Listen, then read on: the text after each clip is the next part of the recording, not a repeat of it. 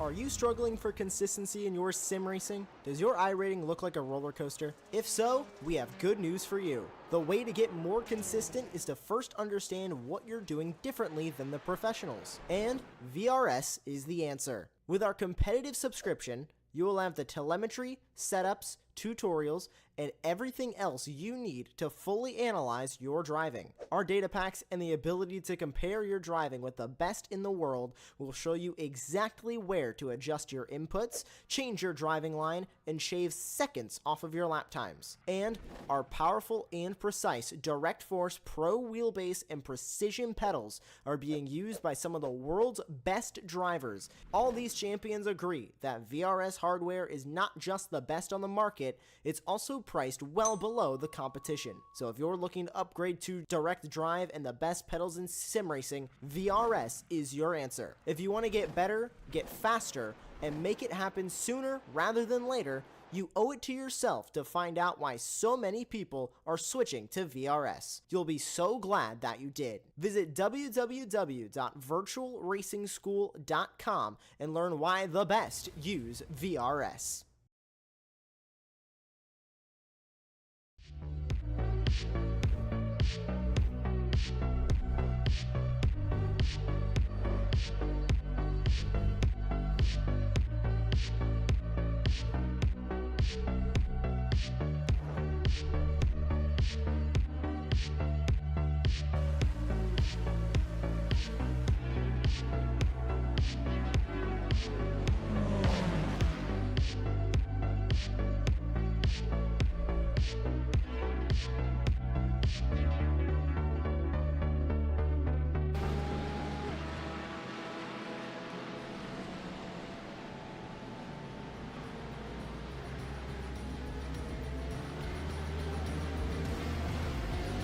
Well, hello and good evening, everybody. Welcome back to Apex Racing TV, and welcome back to the Detroit Region SCCA Sim Racing Series presented by Superlap. This is round number 1 of the 2025 Winter Tour, coming to you tonight from VIR. My name is Ron Mons. Alongside me in the commentary booth is Charles Bichelle, and in the virtual production hall, we have our old buddy Joshua Wilkie. Tonight, we get this brand new season underway, and what a season this is set to be. Over the next 6 weeks, we've got GT4 racing from a slew of different tracks. So sit back, relax, and stay tuned because this is going to be some fun. To get it all started, we head to VIR. It's very much so a known quantity of a racetrack, Charles. You're hard-pressed to find someone who hasn't driven around here extensively on iRacing before. It's also just a classic sports car track, which in my view makes it the best track to get this season underway. Yeah, I mean, it really is. It's country club racing is what I like to call it. It is a very well manicured track.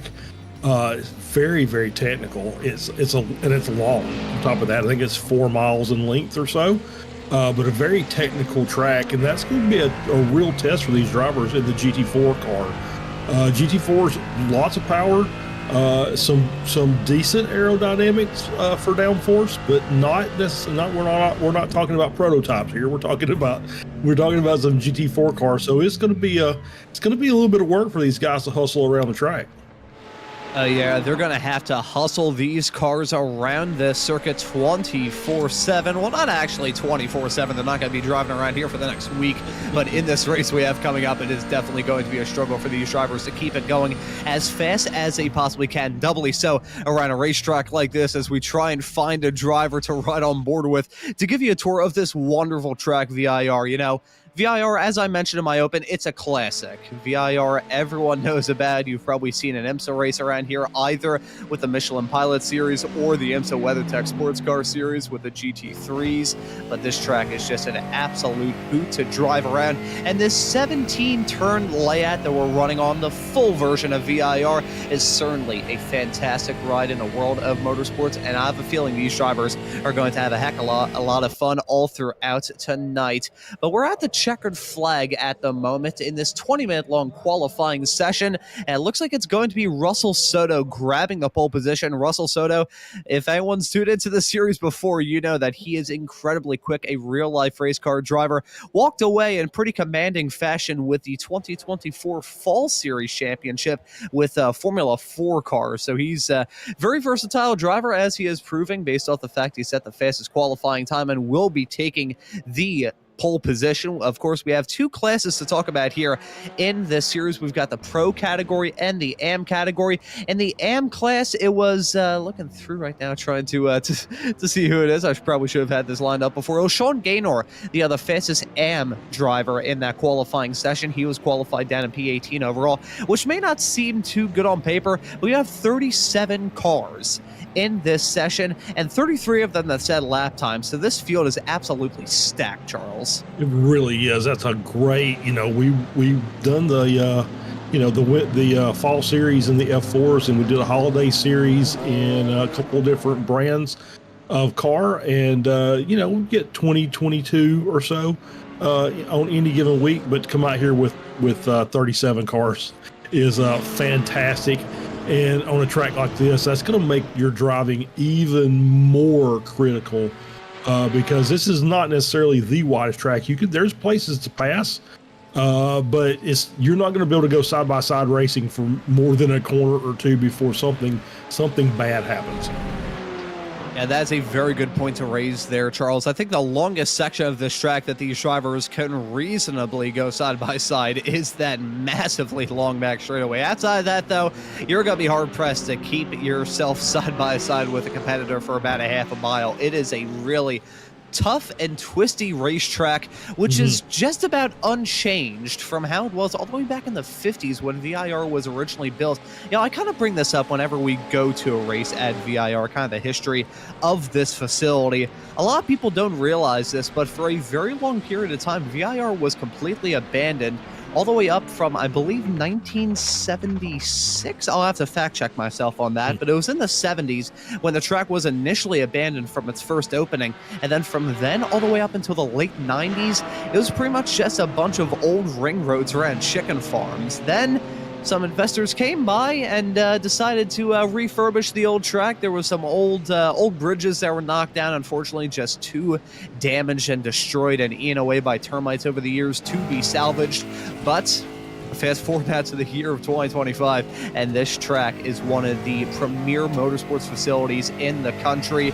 VIR was a track that, strangely enough, I first got introduced to in I was going to say a sim racing context that one really applied to my experience driving around here on Forza Motorsport 7 back in my middle school days. And yes, that did come out in my middle school days. I'd played Forza Motorsport 4 well before then, though. Don't worry, Forza 7 wasn't my first Forza game, because that would be an interesting introduction in its own right. But got introduced to it in a sim racing context in that regard, but then actually got introduced to the track in terms of its existence, watching the Top Gear US road trip that they had in I think Jeremy was driving the Mercedes SLS, I guess it is, the Mercedes that's basically the base for the GT4s that we're going to be seeing all throughout tonight's racing action. You had James in Ferrari 458. I think Richard was in a Porsche 911 GT3 RS. Why? See, folks, hearing me say all of this is exactly why I don't know where my keys are more often than not. So I think before we go off talking about even more Top Gear related stuff, let's talk about what we're seeing right now in this warm-up session. 10 minutes in length, and we're seeing these drivers try and get as much seat time as they can, and Zane Cross with a big crash heading through into the snake. Yeah, absolutely, and that's going to be the thing, is some of these cars, as we see another Porsche off in the grass, some of these cars are going to handle certain parts of the track better than others, and it's just going to be, how to maximize your car for the lap around this track. Obviously, you've got some cars out there that are going to be really, really up in power, and like that Mercedes GT4, down the straight, it's going to be pretty hard to match. But then you get in the twisty sections, and it may be the McLaren or the Porsche. You just don't know. And then So it's it's just an either or type situation. Is what is your car going to be good at, and what are you going to be good at in your car? And so we'll see. That won't be the last off track or crash we see through the snake. That is the beginning of a really technical set of corners, left-right action, all the way up the hill until you get to the bend before the oak tree section, which obviously the oak tree no longer there. Unfortunately, it's very sad. But time marches on, so we'll continue without it. And just deep there by Corey Smith into turn one is another thing you have to watch out for. Turn one's going to be very critical in the first lap. You're going to have to get through there and then here through NASCAR and then around to get to the snake to start your lap. And you're going to have to do that with cold tires and cold brakes. Now, cold tires and cold brakes, and these drivers just trying to get their footing right to kick this season off. Charles, as we see Corey Smith up into the walls. I was expecting him to hit the wall, and he did just ever so slightly, as we see, nearly reversing into harm's way as a Porsche goes off the track a little bit farther up the road. But I'm going to draw a little bit of I thought we were going to see a head-on collision there for a couple of moments. My apologies there, folks. But Charles, I'm going to pick your brain a little bit about what we saw in the F4 championship here from the DRSCCA a couple of months ago. The fact that season, much like this one, 6 races long, that means that these drivers, they don't need to be 100% perfect, but they need to be as close to perfect as you can get, because in a 6-race championship, you cannot afford to have a bad race. Absolutely not. No, you have to... You absolutely have to make sure that you get every point that you can get out of your car for that race. So sometimes if you're points racing, you're not taking chances to make a pass in an area that may be kind of sketchy. Even if you're behind a slow car, you just kind of have to be patient with it and take an opportunity where it's going to be a little bit easier.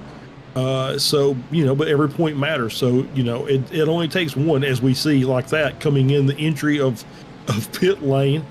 See a Mercedes GT4 bouncing off the Armco barrier.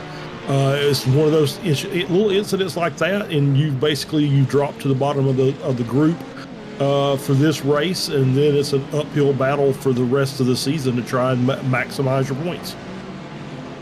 Yeah, it is going to be a fantastic season, though. Nevertheless, a fantastic slot of races to look forward to. As I mentioned in my open, I'll just briefly run through the schedule here. Of course, we got VIR tonight on February the 6th here on Apex Racing TV. Got to be heading to Navarra in 1 week's time. Laguna Seca, Road Atlanta, Mid-Ohio, and Road America will follow in due course. A fantastic slot of races to look forward to here from the 2025 Winter Series here from the DRSCCA Sim Racing Series presented by Superlap. But to have this fantastic racing, you also need some fantastic sponsors, and have it be known that here in the DRSCCA, we have got those in spades.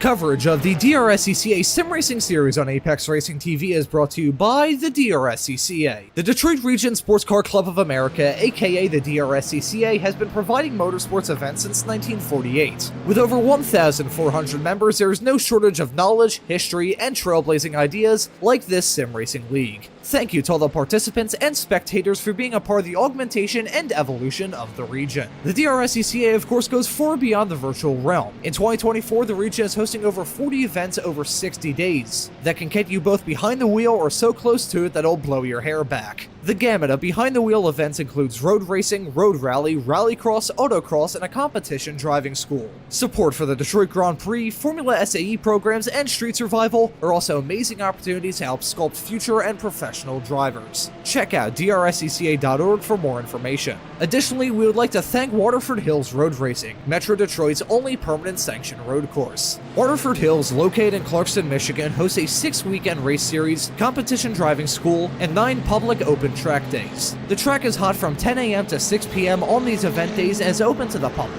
A nominal $5 entry fee is all it takes for you to get close to the action. Check out waterfordhills.com for more details. An additional thank you goes to the Michigan Turn Marshals for their support as well. If you'd like to get close to the action, be sure to check out michiganturnmarshals.org. They can train you to support races like the 2025 Detroit Grand Prix.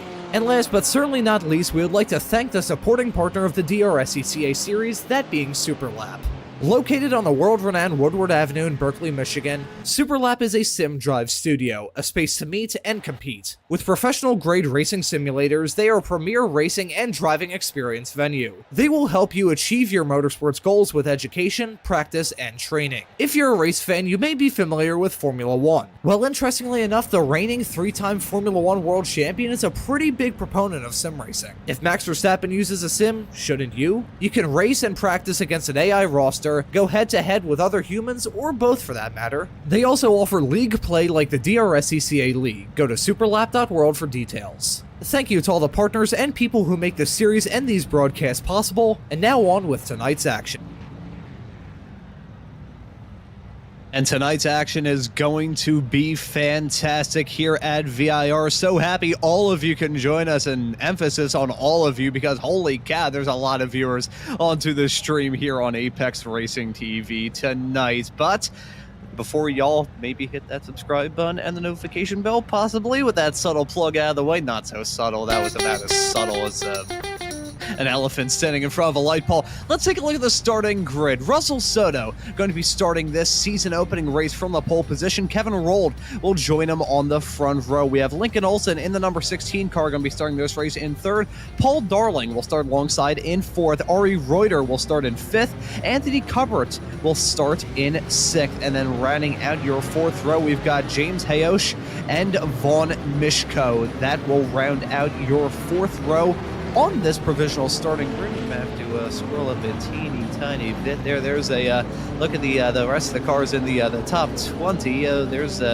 back to the top 8. I put a little bit too much WD-40 on the graphics. They're a little bit slippery here tonight. I may need to break out a paper towel or something. There we go. Running on your top 10 is going to be Zohair Ahmed in the number 12 car in 9th. Andrew Herschel in the number 69 car will be starting in 10th. Zane Cross in the number 15 will find himself starting at 11th. Ryan Goff going to join him on that 6th row. We have Jay Lasco starting in P13. He, I believe, will be the highest starting AM driver in the 44 car. Starting in 14th alongside will be Sean Fritz. Then looking back, we have Trent McMillan in the number 26 car starting this race in 15th.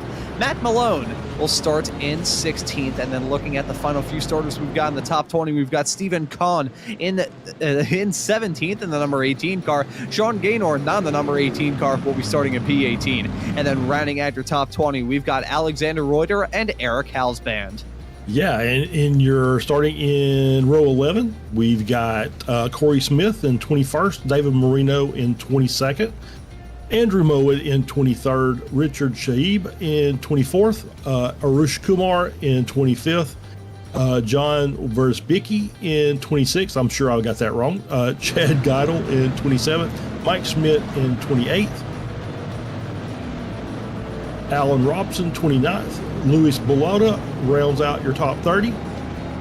Amhaz Zain in 31st, Dustin Dark in 32nd, Abdul Huda in 33rd, Dom Botts in 34th, Wesley Haney 35th, Chris Walker 36th, and I believe, and there we go, David Grzinski rounds out your 37 car grid. That's all of them.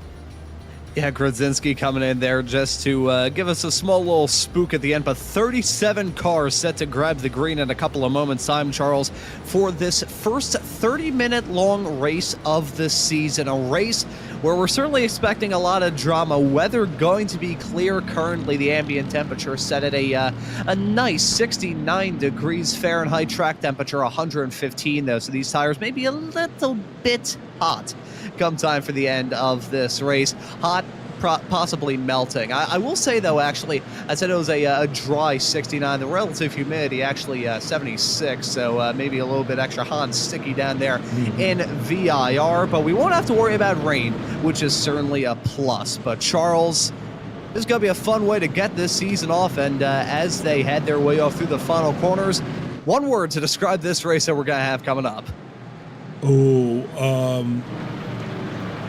Difficult. I think it's going to be a tough race for these drivers.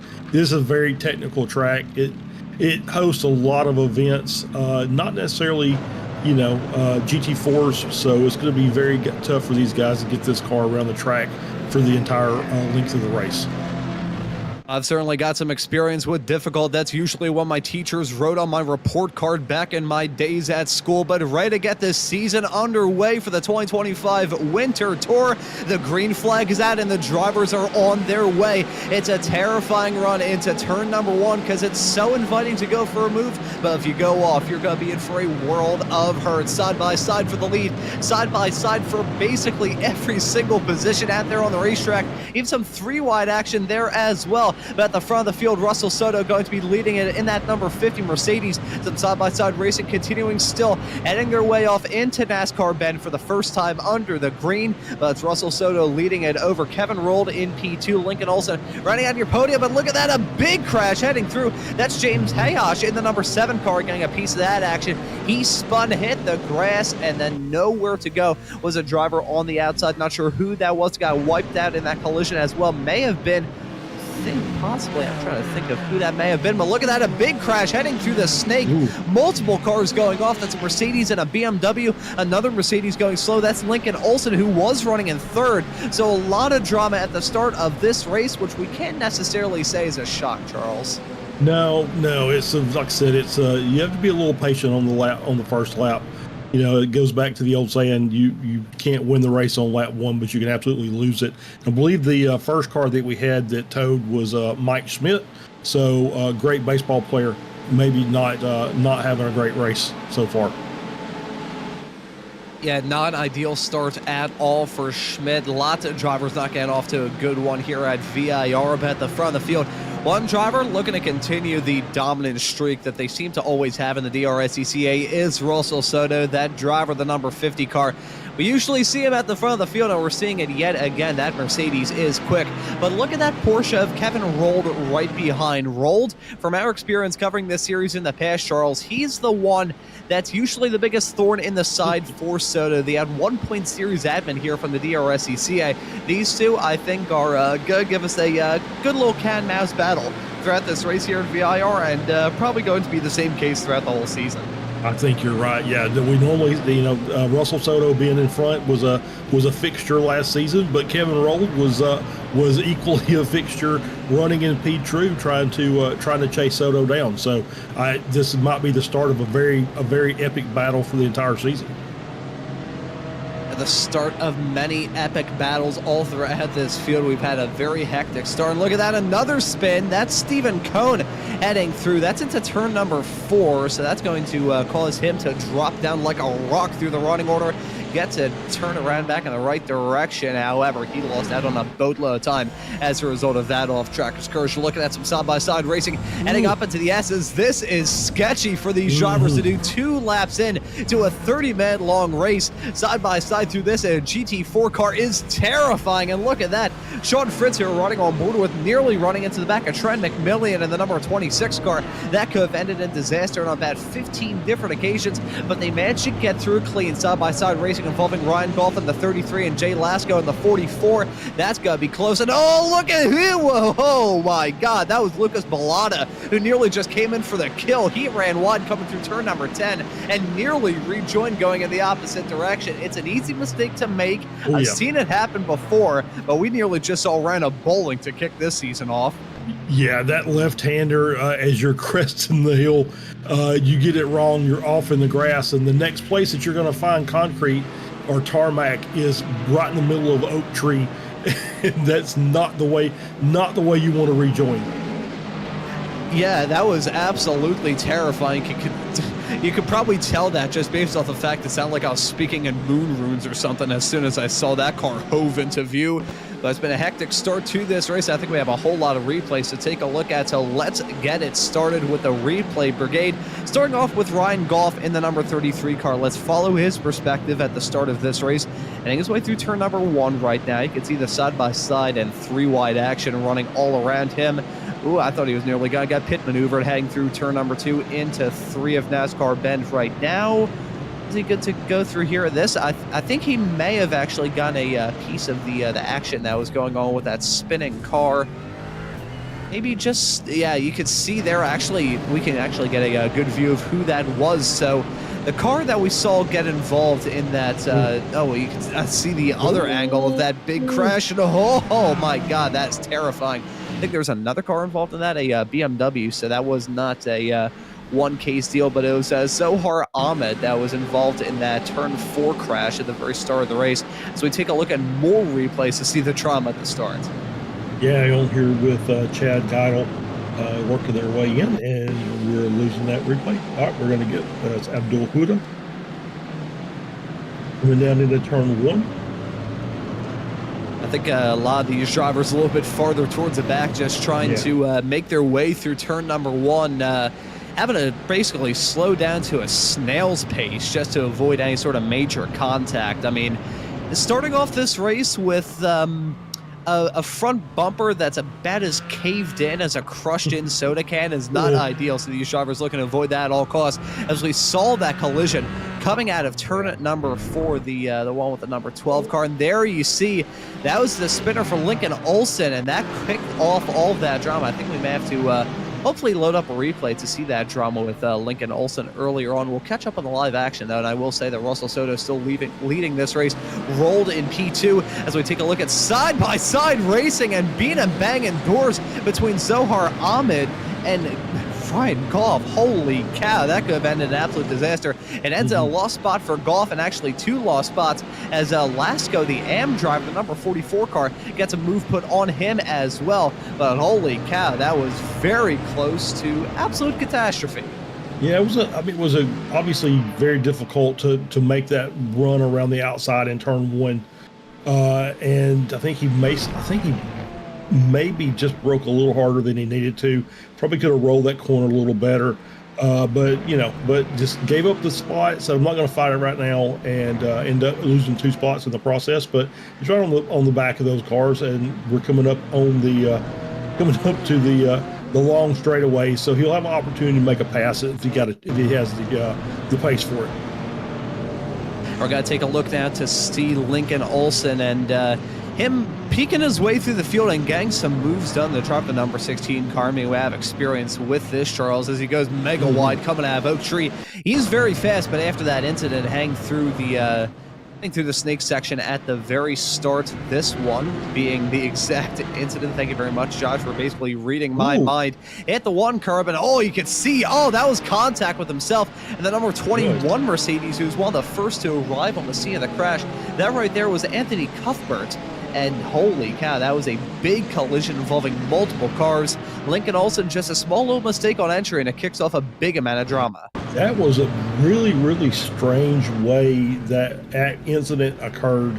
It just looked like maybe there's, maybe there's a beginning of that curve there, as we see the incident again from Cuthbert's view. And as he's sliding, there's no control of the car, slides right back across the track. Luckily, doesn't get collected by another car. But that was a really strange incident that Olsen had. It looks, like I said, just looked like maybe, and it may have just been a physics thing, a glitch in the physics model or whatever, but it just looked weird. Yeah, it did look a little bit janky, but iRacing, it's a great simulation software. Think of how good iRacing's been in terms of simulating real life stuff, bringing the grass and the gravel on track, even though that can occasionally be an iRacer's version of hell on earth. Having weather forecasts that are about as accurate as they are in real life, aka they aren't accurate at all. iRacing's been fantastic in terms of the simulation, but occasionally with some cars hitting each other at some very goofy angles. Sometimes the computer just and you see a car just shoot up into the heavens and strike the moon. I've been there, done that one time. I was doing an AI race on iRacing back in like 2020 or 2021, and I crashed so hard I actually crashed my game in the process. So shows you how good of a driver I am. Looking at some good drivers though on track at the moment. That is a very odd line for the number 31 of Huda. he was running off into the dirt, the rally line, heading through the S's. I'm not sure how he kept that number 31 Aston Martin going in a straight line, but it worked. However, running wide into the oak tree, he's run all sorts of goofy lines in that number 31 car, but he's still keeping Wesley Haney, who are following in the number 34 McLaren at bay. Not entirely sure how, though. Yeah. Well, it's if you don't know where the guy in front is going to go, it makes it a little difficult to pass.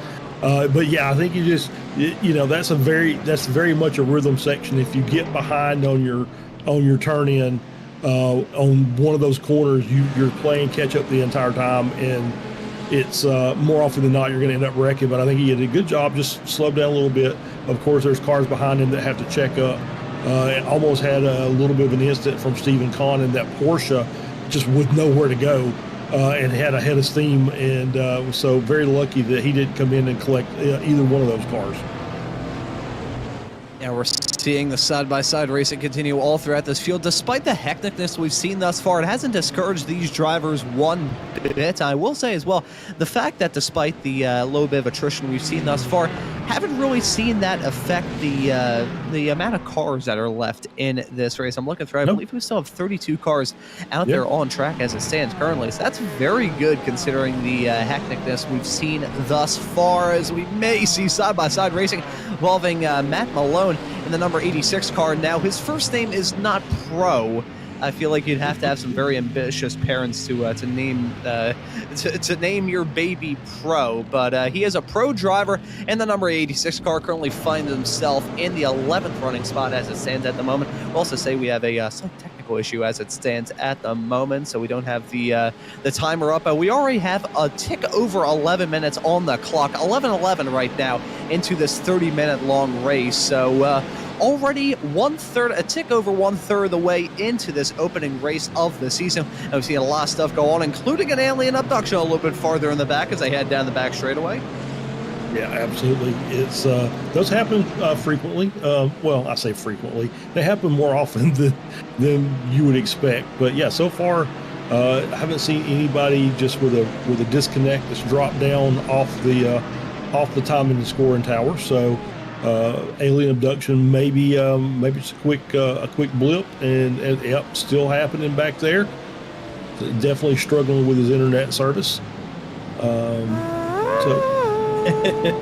Yeah, I mean, you never know, do you? I mean, we had an event last night, and the guy leading the race ends up getting disconnected with about 2 laps left. So just not necessarily a great thing sometimes. Oh yeah, I've had a lot of iRacing events that I was a part of kind of have stuff like that happen, and it's so unfortunate when you see a driver doing really, really well only for their PC just decide, nope, I'm just not going to work with you, and then shut itself off. So hopefully those alien abductions that keep happening to Hallsband right behind Smith are not going to continue on throughout the rest of this race. I will be fully upfront and honest, folks. This is my first broadcast in a couple of days after battling some sort of illness. I don't want to have to do the anymore because I don't want to blow my vocal cords out. So we'll hope that we can keep the alien encounter. And well, actually, we'll rebadge them from alien encounters to testing of an invisibility cloak. We'll try that on for size throughout the rest of this broadcast. Riding on board with Matt Malone, the number 86 McLaren. He's right behind the number 30 of Sean Gaynor. That Porsche seeming to be a popular one for a lot of these drivers. I'll have to go through our live timing tower and count the amount of Porsches when I pass it off to you next time, Charles, because the Porsche seems to be a rather popular choice. I gotta say, that Porsche 718. I think that's also the GT4 car that I have. Did briefly own the BMW right before they switched from the old version of the BMW, which is what I bought a half a season before they brought this one out. At least I got a half, like half the car's worth in iRacing credits, I guess. I don't even know why I spent that on. We'll say I spent it on the Slinger Figure 8 for comedy's sakes. But the Porsche seeming to be a very popular choice amongst GT4 drivers. Yeah, it is. I think it's the oldest one in the service, and so it is very popular just because of its longevity. If I could pronounce the word properly, but yeah, it's one of the faster cars. Like I said, obviously Porsche, you're thinking about a car that handles really well. This one does, but also has tendency that if you're up on the curbs, it has tendency to bounce a little bit and not necessarily give you the most comfortable feeling as you're trying to cross these curbs. I do want to give a shout out to Dom Batts, and we'll put him up on the screen, running P19. And the reason I'm going to give him a shout out is because he is our current hard charger. He's up 15 positions since the start of the race, so he is having himself quite a good run. 3 wides, it's not going to work through there, guys. Whoa! That's going off the track. That's the number 14 McLaren of Andrew Mowat. Be careful on the rejoin there, Andrew, on the inside, heading through turn number 10 of South Bend.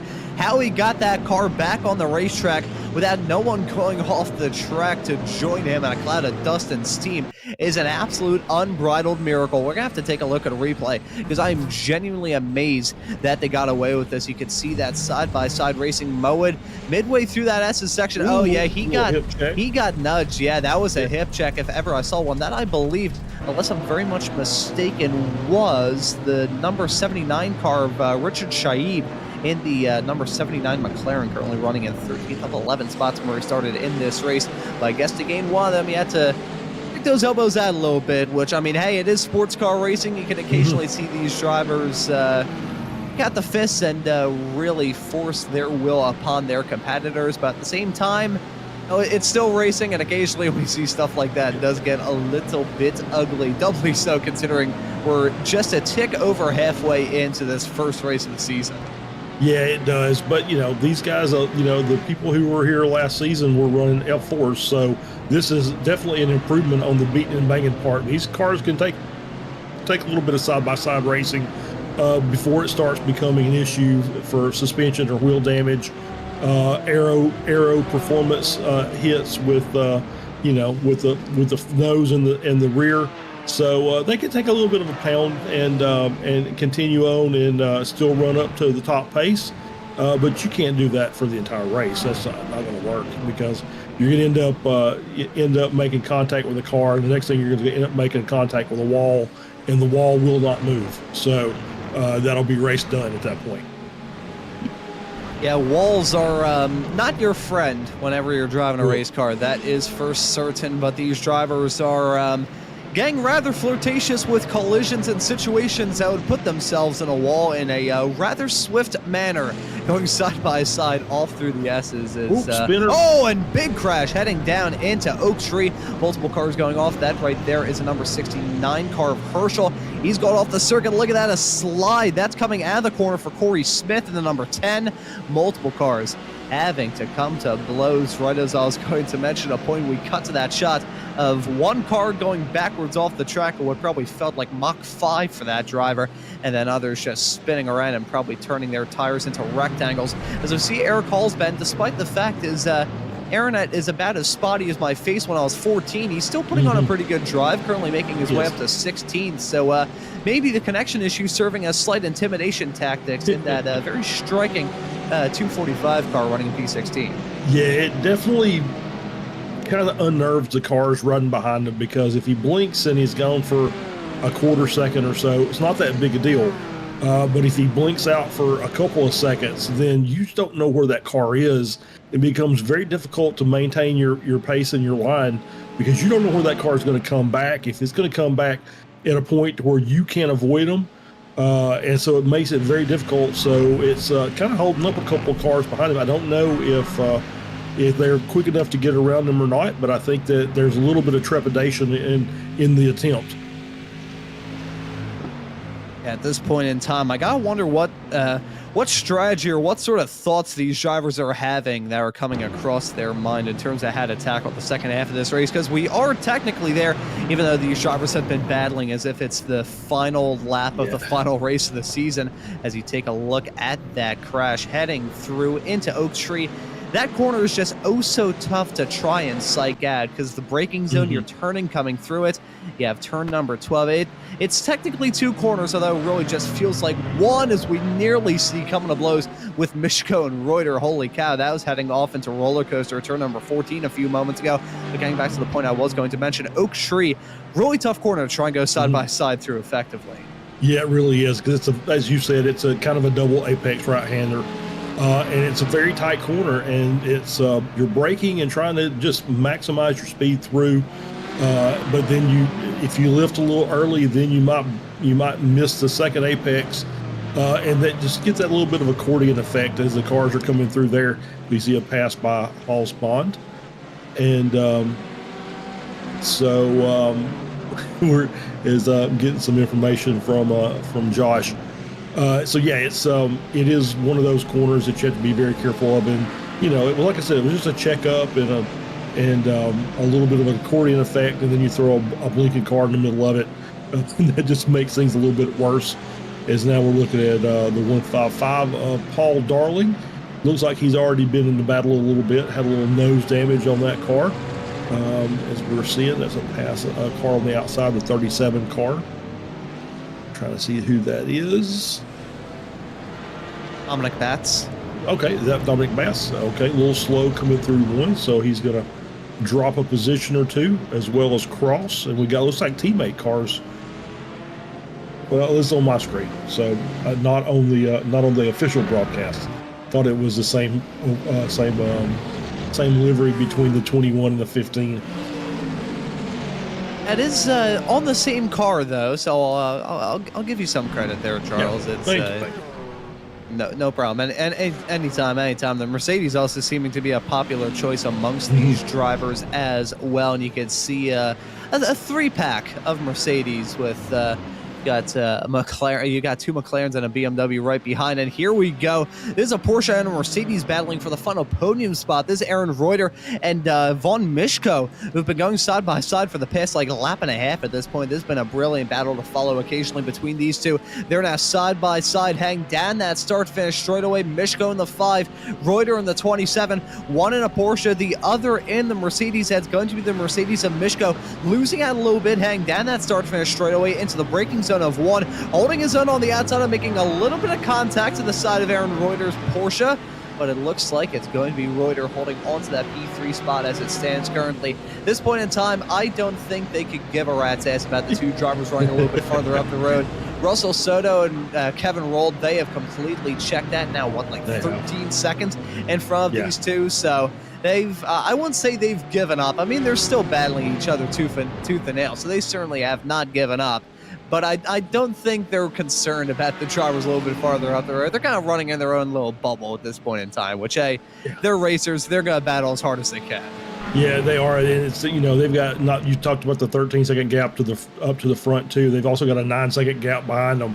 So they are really running in the bubble, and it's just a 2-car battle here. And so far, it's been pretty even odds for that Porsche versus the Mercedes. And you're talking about the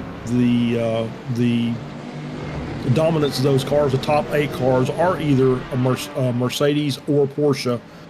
Trent McMillan in P9 is the first non, and it's also a German car. It's a BMW. Yeah, looking through a lot of Mercedes, Porsches, and BMWs. I'm looking through that. I believe the BMW, one of the least popular cars in this session. Looking through only 1, 2, 3. Yeah, only 3 BMWs running with us tonight, which is not the most unpopular car. The most unpopular car is Abdul Huda in the only Aston Martin. You can see that car is looking rather sad without a rear wing. So that 31 car back in the pits with some damage, and not entirely sure what happened to him. May have to load up a replay in the not too far off futures. We see side by side racing yet again with Reuter and Mischko.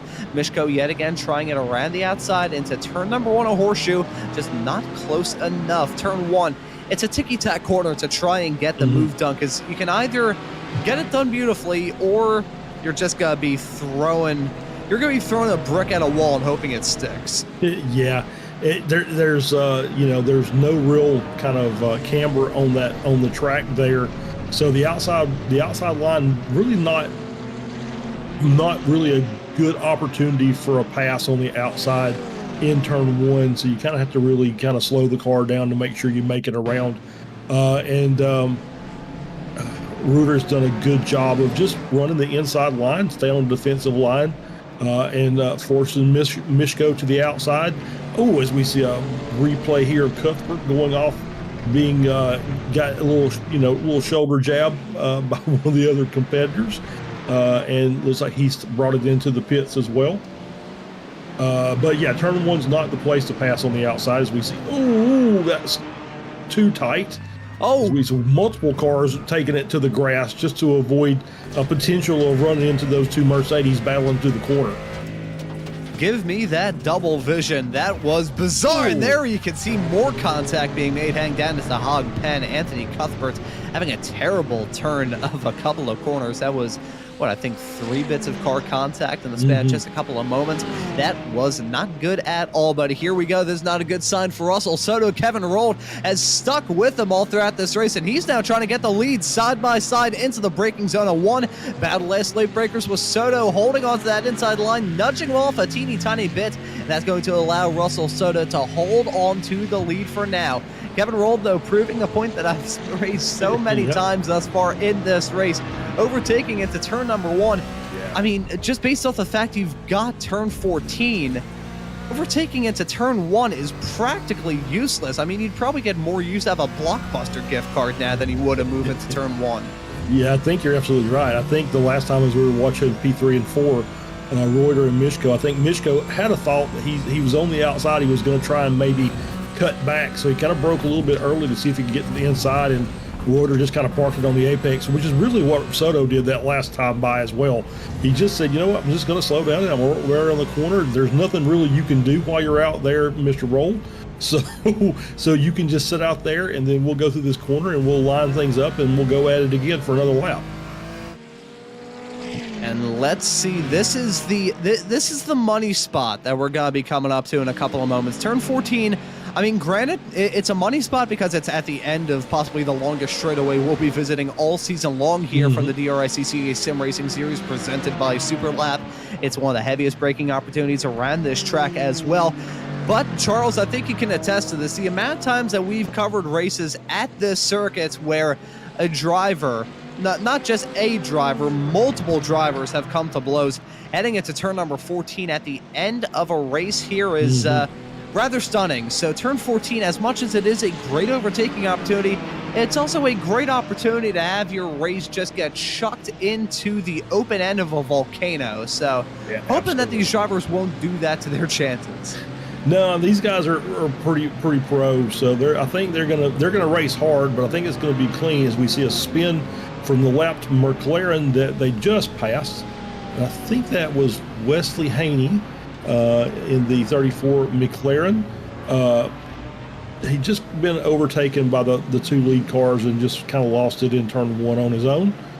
So I'm sure he'll pick it up and get the car lined back up and head back out. We see Amha Zain coming back out on the track. Looks like he's got quite a bit of damage to the front end of that car. Yeah, that's a standard Mercedes look after you've been in the battles, where it's missing the entire front bumper. And looking at the drivers battling yet again for the overall win, I want to briefly mention the fact that the driver of the number 44 car, that being Jay Lasco, is still your leader in the AM category. And he's got a rather, I wouldn't say huge cushion to the front of number 3 car of Alex Reuter, but it is somewhat sizable. And you've got 2 cars between Lasco and Reuter. So that's looking all right for Lasco as it stands at the moment. Coming up to only 2 minutes left to go in this race, I believe. Either it's going to be Russell Soto or Kevin Rold taking the white flag in a couple of moments. I can't make the call as to which one it is going to be because both of these drivers have been showing otherworldly pace thus far in this race. I gotta say, otherworldly consistency as well. If we could stay on and follow Russell Soto here over the next few moments, I want to mention the fact that in terms of lap times that he set in this race is absolutely insane. The only time that he's dipped outside of the 153s was on lap 1 where he was in the 159s, albeit that's the start. It's kind of expected. Outside of that, he has been militarily consistent. So this has been a brilliant drive from Russell Soto. Kevin Rold, though, don't want to scoff at him either. I mentioned earlier on that Kevin Rold is usually the one that's the biggest thorn in the side for Russell Soto, and they got a case of deja vu here tonight. I certainly would not rule it out in the slightest, but the white flag is in the air. Only one more lap of racing action from the opening race of the 2025 Winter Series from the DRSCCA Sim Racing Series presented by Superlap. And it's going to be either one of these two winning it unless they both get struck by a falling meteorite, and we may see Mishko win. I will say, though, Mishko got that move done on Reuter to make his way up into third, and Reuter's actually dropped back now to about 1.1 seconds. That looks like it's going to be rather set in stone for third in this race. The fight, though, is very much on between Russell Soto and Kevin Rold. He got a little bit of lap traffic, though, a teeny tiny bit farther up the road. I'm not sure who that is, but either way, that could play a role in this battle. As we see a battle being decided with some lap traffic. That right there, that's a number 31 Aston Martin, the troubled Aston Martin thus far in this race of Abdul Huda.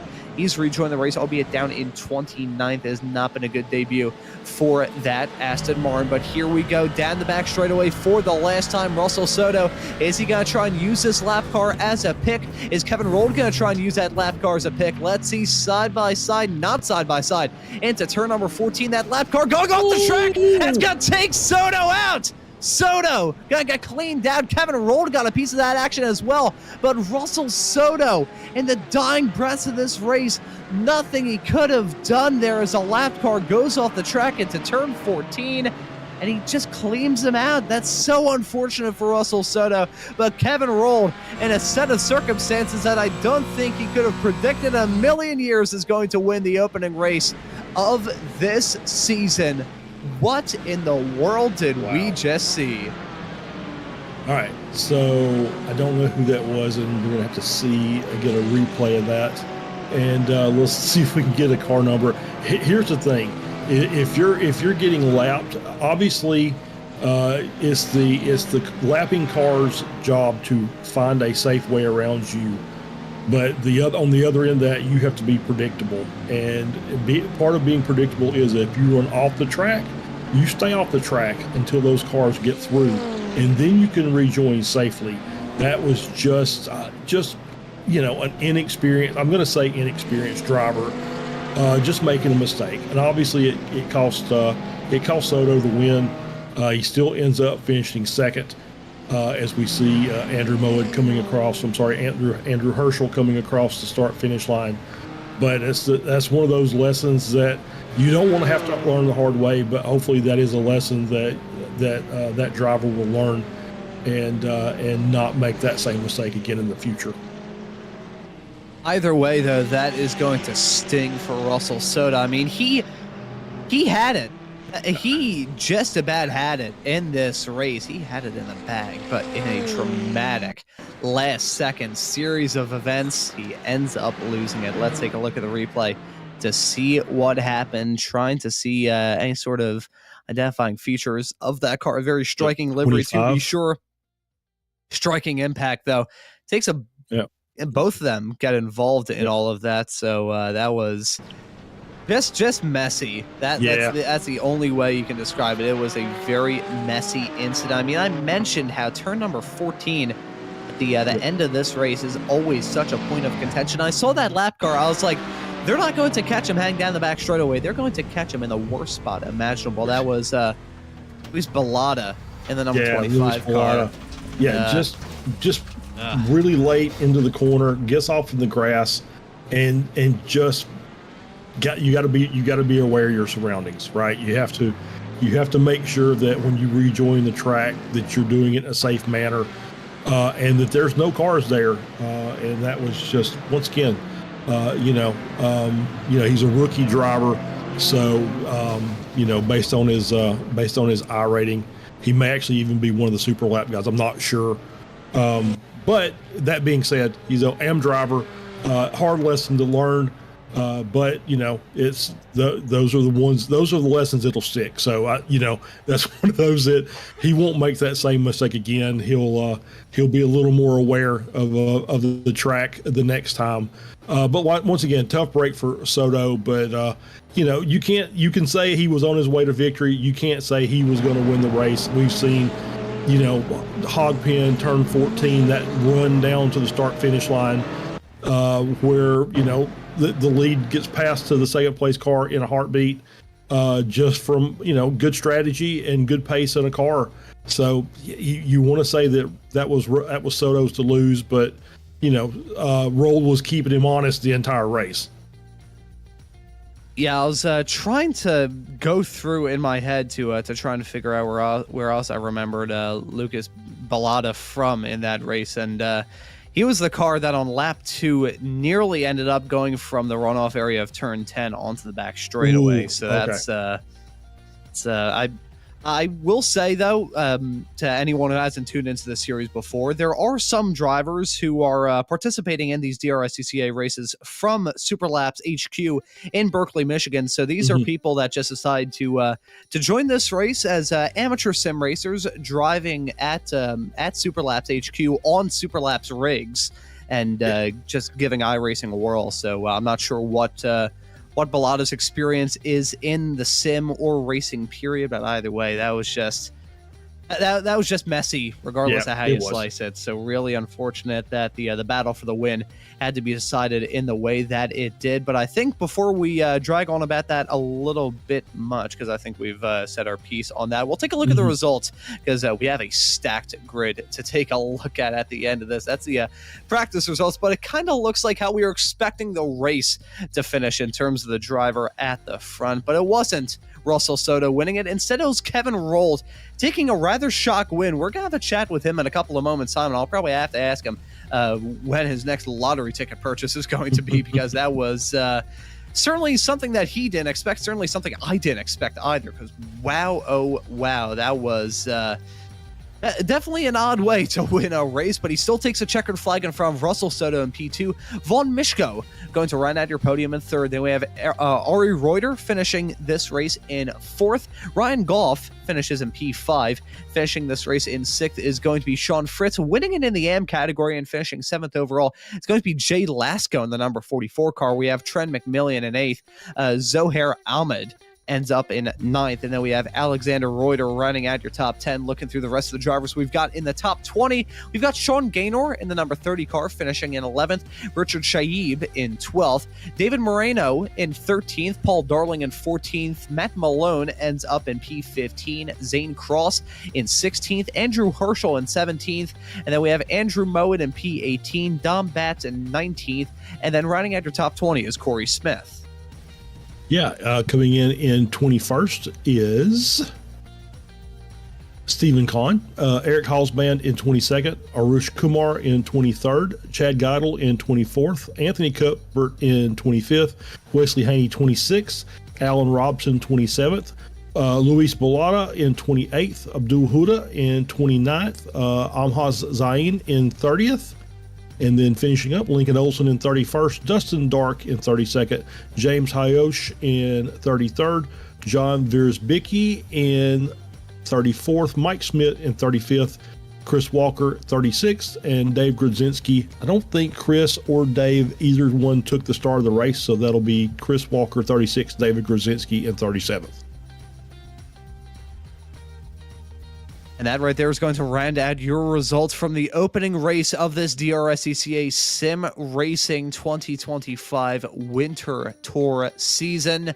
We got some drivers waiting in the interview waiting area, mainly in the form of Alex Reuter and Kevin Rold. So I think I'll bring in Kevin Rold to have a quick little chat. The driver who was probably not expecting to be grabbing the checkered flag here. And sorry for dragging you in there mid-sentence, Kevin. But welcome into the commentary booth here on Apex. And congratulations on a win that you probably weren't expecting come time for the end of this race, but it's still a win you got regardless. Talk us through it. Yeah, thanks, Ron. That was a challenge.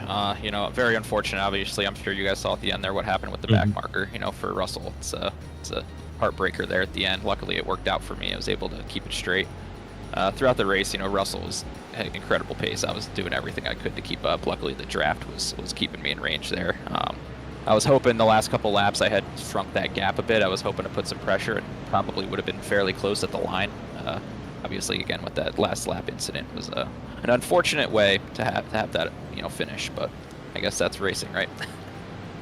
Yeah, it's racing. Anything can happen, and trust me, as someone who used to run in karts with the SCCA here in the Philadelphia region, I can assure you that I've seen my fair share of strange stuff go on in all sorts of racing. So it's just another one of those racing deals. But I gotta say, the battle of yourself and Russell Soto all throughout that race was pretty good to watch, because you two were just chasing each other from the drop the green flag all the way up until the checkered. I think from the first lap all the way up until the white flag, I don't think the gap between you two got over a second. So I want to ask you about that fight between yourself and Russell Soto.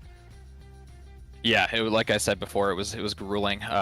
Luckily, the draft let me stay in his path there. It was really tough. I know we banged doors a couple times in turn 1. I got the run on the outside. I think he maybe pushed a little wide. I'll have to rewatch the replay there to see exactly what happened. But yeah, I was just trying to keep that gap below a second. I knew I could kind of hang back there, try to preserve my tires a little bit, and make a run at the end. I was very close there at the end, without that back marker. So just try to stay mentally focused. I made a couple mistakes throughout the race, but was able to, stay within that 1 second, like you mentioned. Yeah, it was a really tough race. I had a great time. Looking forward to racing Russell again. And the next time you and Russell will be racing in this series is going to be at Navarra in 1 week's time. That track just about as different as you can get from this one here at VIR. So what are your thoughts heading into that race in 1 week's time? Yeah, unfortunately, I'm going to be on a work trip, so I'm unable to race next week, which is a big bummer, especially after this week. But I'm looking to come back after that and be competitive again, and hopefully, claw back some points. I gotta say, though, based off the fact that he will be missing next race to kick this season off with a victory, is probably the best line of defense he could have gone with. So well done in that regard, Kevin, and congratulations on the victory. And before we let you go and celebrate this win, is there anyone you want to give a thanks to or shout out? Sure, absolutely. I want to thank my wife, Megan. I want to thank my parents and my family for supporting me, watching the stream. Thank you guys at Apex for putting it on. You guys do an excellent job. And thank you to Superlap and DRSCCA for organizing this league. It's obviously, from what you saw, probably a lot of fun to watch, and it's really fun to participate in. So thank you guys so much. And I gotta say, from my perspective as well, these broadcasts are absolutely brilliant to be a part of. Always a fan of covering some action here from this series, and you're at the forefront of it right towards the end, man. So congratulations on this victory here at VIR, and excited to see you back out on the racetrack, wherever it is, in the not-too-distant future, man. Thank you for joining us. Thank you, Ron. Appreciate it. And that right there was Kevin Rold, your winner here tonight at VIR. And now we don't have your AM winner of, looking through now, we don't have our AM winner. Actually, wait, hang on. Is my live timing tower throwing me for a fib? I think it may be throwing me for a fib. Well, I think there's a question about that, because his iRating looks like an AM, but he definitely says pro, and we're talking about Jay Lasco, who finished 7th. So not really sure. So we can ask Alex. I mean, there's a reason that he's coming into the broadcast waiting room. I think he may be our AM winner. So Charles, we'll have a chat with our presumptive AM winner. Yeah, let's bring him in. Alex, congratulations. P10 overall, and we think you're the AM champion, the winner tonight. Is that correct? That's what it looked like to me. And good evening to you guys. I mean, there's a little question about one of the other drivers who finished a couple positions ahead. But you're here, and it says AM, so we're going to say you're the AM winner tonight, and we'll just make it official. So P10 overall, obviously very technical track to start the season here at VIR.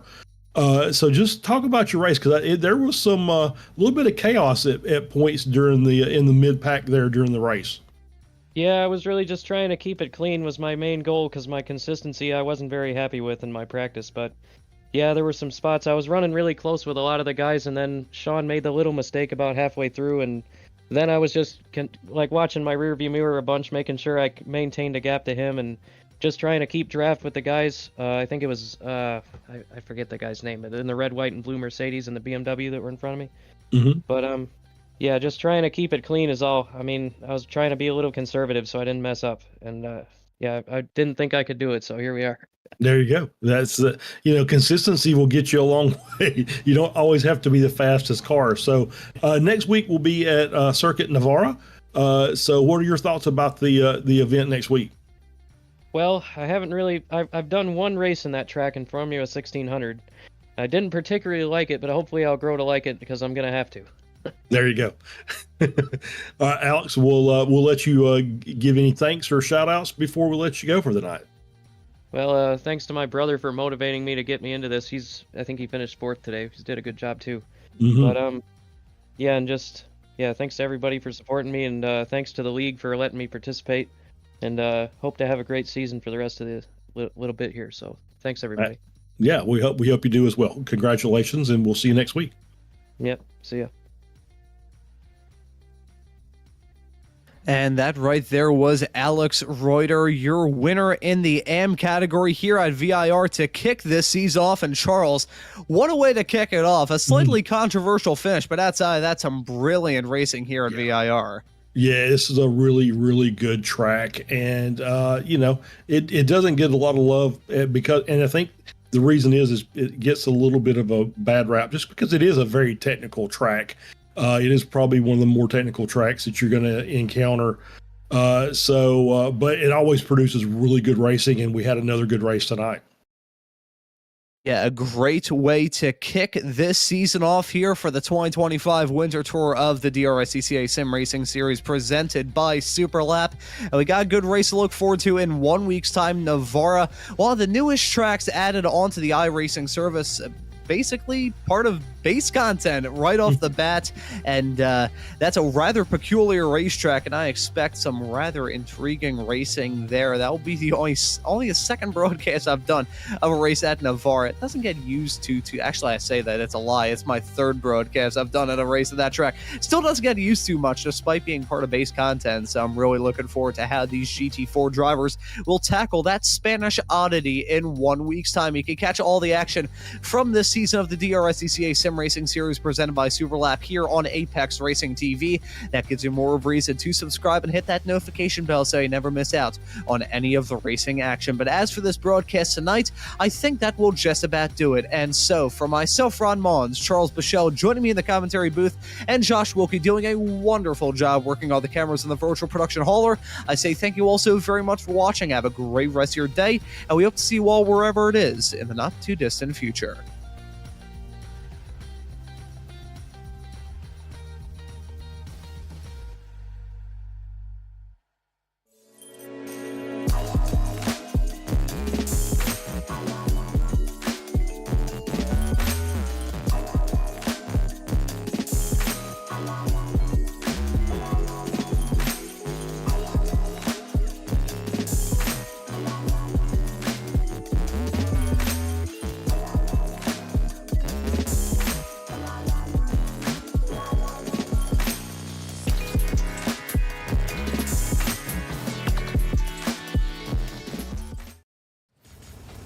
Are you struggling for consistency in your sim racing? Does your iRating look like a roller coaster? If so, we have good news for you. The way to get more consistent is to first understand what you're doing differently than the professionals. And VRS is the answer. With our competitive subscription, you will have the telemetry, setups, tutorials, and everything else you need to fully analyze your driving. Our data packs and the ability to compare your driving with the best in the world will show you exactly where to adjust your inputs, change your driving line, and shave seconds off of your lap times. And our powerful and precise Direct Force Pro wheelbase and precision pedals are being used by some of the world's best drivers. All these champions agree that VRS hardware is not just the best on the market, it's also priced well below the competition. So if you're looking to upgrade to direct drive and the best pedals in sim racing, VRS is your answer. If you want to get better, get faster,